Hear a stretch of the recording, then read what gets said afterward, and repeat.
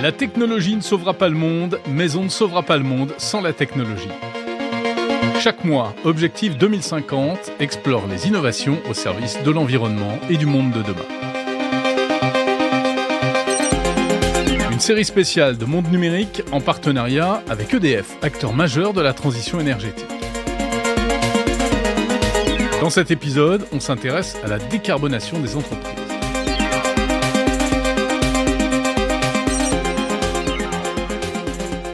Les entreprises contribuent pour plus d'un tiers aux émissions mondiales de CO2. La plupart se sont engagées dans une diminution significative de leur empreinte carbone qui est une priorité absolue. On appelle ça la décarbonation des entreprises. Bonjour Julien Villeray, directeur de l'innovation d'EDF. Bonjour Jérôme. Je suis ravi de vous accueillir pour cette nouvelle saison d'Objectif 2050. Alors, pour EDF, qu'est-ce que ça représente d'ailleurs cet horizon 2050 ? 2050, c'est une date en fait qui a été popularisée par la COP21 en 2015. On se souvient, la COP de Paris, comme on l'appelle. Et c'est un engagement qu'a pris la planète, c'est un engagement qu'a pris la France, et c'est un engagement que prend EDF également, d'atteindre une cible qu'on dit net zéro, c'est-à-dire zéro émission nette de gaz à effet de serre à 2050. Et c'est évidemment un enjeu extrêmement important écologiquement, et une entreprise d'énergie comme EDF est directement concernée, puisque dans le monde entier, on a la chance en France d'avoir une énergie très vertueuse d'un point de vue CO2, mais dans le monde entier, les émissions de carbone sont largement dominées par les émissions énergétiques. Et donc voilà, on est très impliqués dans cette idée de développer une énergie décarbonée, de décarboner les usages, utiliser l'innovation, la technologie, les services innovants autour de l'électricité pour décarboner le monde d'ici à 2050. Alors sur quel type d'innovation vous vous appuyez ? Alors, il y a d'abord l'innovation technologique, on en a parlé, on a plus de 2000 chercheurs dans notre R&D dans le monde entier, on est très à la pointe sur tout un tas de domaines liés à l'énergie, mais pas uniquement, on pourrait parler de l'IA générative et plein d'autres sujets. On a aussi des équipes d'innovation que j'ai le plaisir de diriger, qui elles développent vraiment de nouveaux modèles, de nouveaux dispositifs, de nouvelles startups qui permettent là aussi d'aider à décarboner le monde en l'électrifiant. Et puis on fait évidemment beaucoup de prospectives, beaucoup de veille sur les ruptures, les choses qui vont pouvoir changer le monde. Et c'est évidemment des choses qu'on a besoin de suivre au quotidien. Si je prends l'exemple de la voiture électrique, c'est évidemment, on décarbone la voiture en l'électrifiant, en passant du moteur thermique au moteur électrique, mais elle a emporté avec elle tout un tas d'innovations qui vont bien au-delà, la conduite autonome, l'entertainment dans la voiture, on en a vu au CES pas mal d'exemples. Bref, c'est des choses qui sont évidemment suivies de très près par nos équipes. Quelques exemples d'actions que vous avez menées, soit directement, soit par l'intermédiaire de start-up ? Alors, on fait énormément de choses. Un exemple d'une action qu'on a créée, tout ce qui est calcul de performance, les fameux data centers dont on parle souvent, la blockchain, tous ces outils-là sont des outils qui sont réputés pour être très énergivores. Et quand on entend énergivore, on entend polluant, on entend émission de CO2.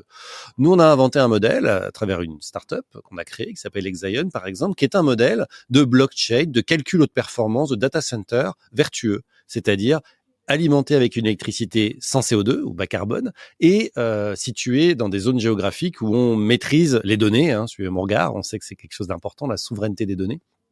Et donc, typiquement, c'est des modèles que nous, on a développés. On s'attend pas à avoir EDF là-dessus. Il se trouve qu'on l'utilise évidemment pour nos propres besoins, puisqu'on est une entreprise qui utilise énormément de numérique, mais on vend cette solution à beaucoup d'autres entreprises. Par exemple, Société Générale, à travers sa filiale Forge, suit des transactions financières grâce à notre plateforme Exaion.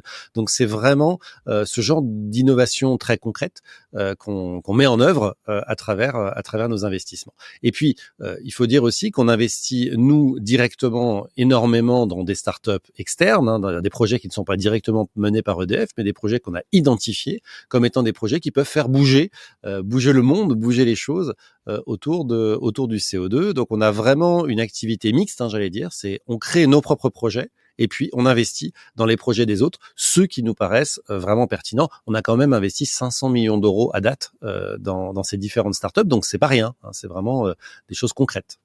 Merci Julien Villeray, directeur de l'innovation d'EDF.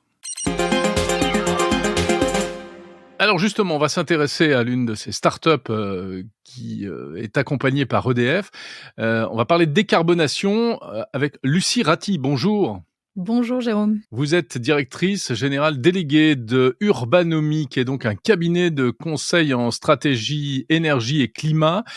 Et vous accompagnez les entreprises pour les aider à se décarboner. Alors ça consiste en quoi exactement ? Alors la décarbonation, c'est la réduction de l'empreinte d'une activité en termes d'émissions de gaz à effet de serre, très simplement. Et aujourd'hui, à l'origine d'une feuille de route de décarbonation, qui est l'un de nos principaux accompagnements, il y a des enjeux qui sont assez similaires pour nos clients publics comme privés. Un contexte de transition écologique qu'on connaît tous. Deux, des contraintes réglementaires qui commencent aussi à se décliner de manière sectorielle. Trois, le besoin de construire une vision à moyen, long terme. On entend de plus en plus parler de trajectoire 2030, 2040, 2050. Mais une fois qu'on a dit ça, il faut identifier les budgets associés pour que cette vision soit transformée en un plan d'action très concret. Et c'est là qu'on intervient.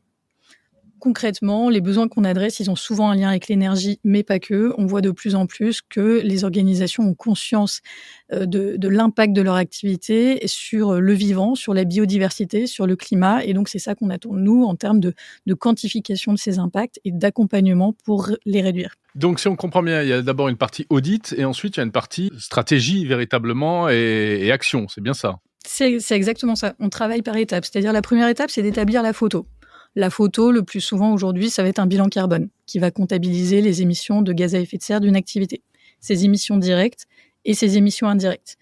Et sachant qu'aujourd'hui, si je donne un exemple, les émissions indirectes, c'est toujours au moins 60% de l'empreinte d'une activité. Et pour certaines activités comme l'événementiel, par exemple, c'est beaucoup plus, c'est plus de 90% uniquement pour le transport des visiteurs qui viennent sur un salon.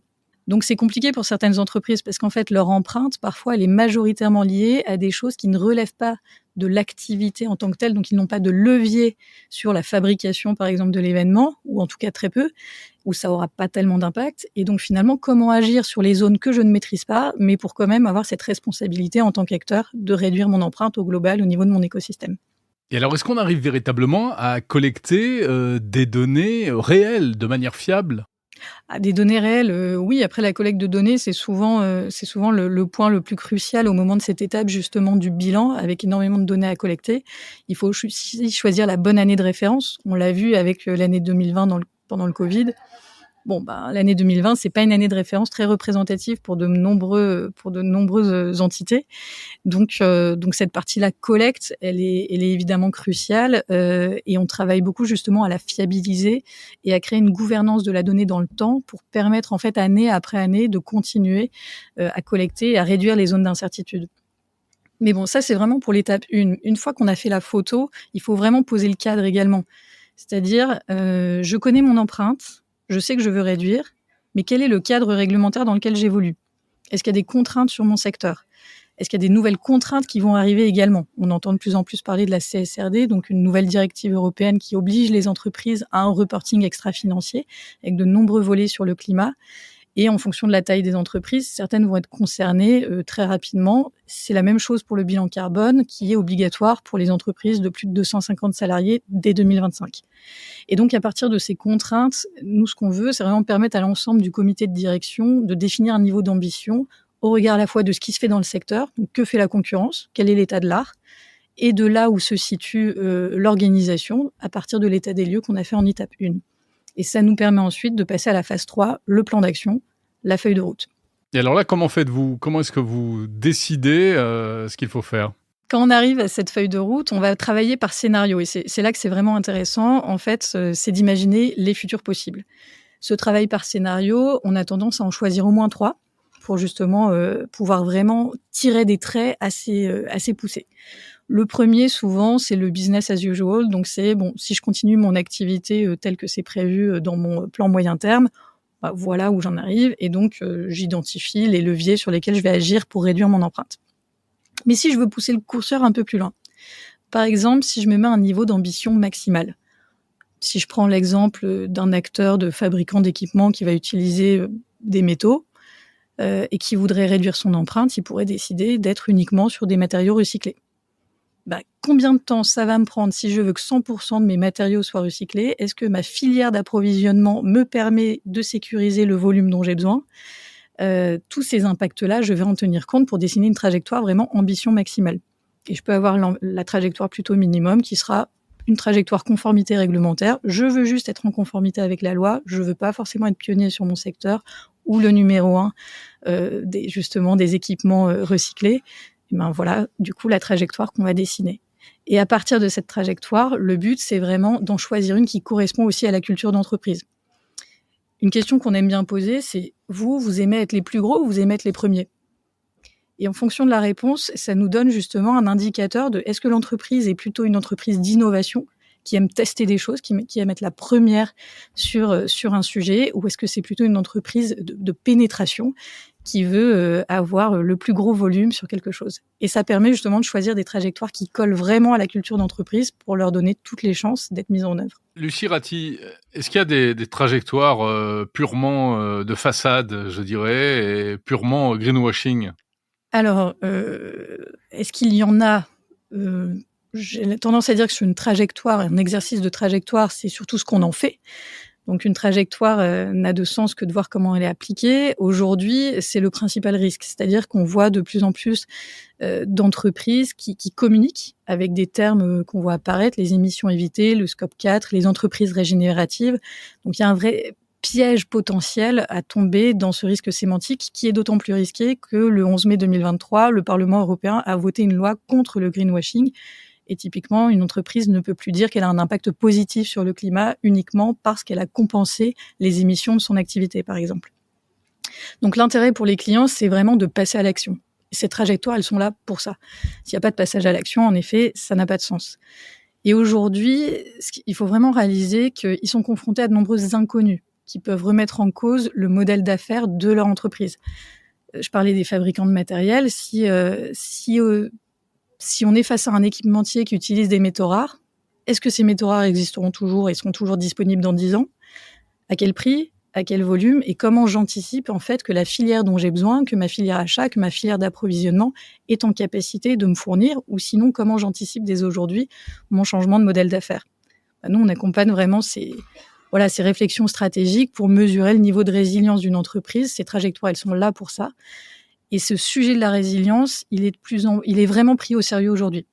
Il y a encore quelques années, je pense que quand on faisait des exercices de prospective avec des risques d'épidémie ou de guerre, ça pouvait sembler un peu hypothétique et lointain. Aujourd'hui, c'est plus du tout le cas. Aujourd'hui, quand on parle de la résilience d'une chaîne d'approvisionnement, c'est très concret. Et c'est ça qui fait que les entreprises veulent passer à l'action pour éviter de subir. Et donc aujourd'hui, nous, on est là pour ça, pour les accompagner à ça, pour passer à la co-construction de futurs positifs et les faire accoucher de ces stratégies qu'elles vont mettre en œuvre pour pérenniser leur modèle d'affaires. Quelles sont les technologies que vous utilisez pour cela ? Aujourd'hui, on travaille justement beaucoup en étroite relation avec la R&D d'EDF sur des modèles justement de simulation qu'on co-développe avec eux. On a aussi de nombreux partenariats stratégiques ou technologiques. Sur la partie IA, c'est quelque chose qu'on explore, mais parfois le mieux est l'ennemi du bien. C'est-à-dire que l'IA, parfois le remède est pire que le mal, disons. L'IA, comme le disait Julien juste avant, c'est aussi un impact numérique très fort. Donc, il faut aussi trouver les bons applicatifs pour se servir de l'IA, parce que si finalement l'empreinte numérique de l'utilisation du service est plus importante que le gain que c'est censé apporter sur la réduction, faut un peu se poser la question. Donc, on est là aussi pour essayer de poser le curseur au bon endroit entre justement, le low-tech en quelque sorte, et puis l'utilisation d'outils numériques, si possible, avec une utilisation raisonnée. Ça passe parfois par le renoncement aussi. Qu'est-ce que l'entreprise est prête à ne pas faire ou à ne plus faire ? Et ça, c'est une vraie question qu'on aime poser justement aussi pour voir la capacité du modèle d'affaires à se transformer et à intégrer de nouvelles contraintes, qui fait que dans 10 ans, peut-être ce métier-là, ce produit-là n'existera plus parce qu'il aura fait face à des limites qui lui sont exogènes. Et nous, on doit aussi réfléchir à tout ça. Donc la technologie peut être une solution, et il faut choisir les bonnes technologies et puis renoncer à d'autres. Merci beaucoup, Lucie Ratti, directrice générale déléguée de Urbanomy. Merci à vous. C'était Objectif 2050 en partenariat avec EDF. Retrouvez tous les épisodes de cette série sur toutes les plateformes de podcast et sur le site mondenumérique.info.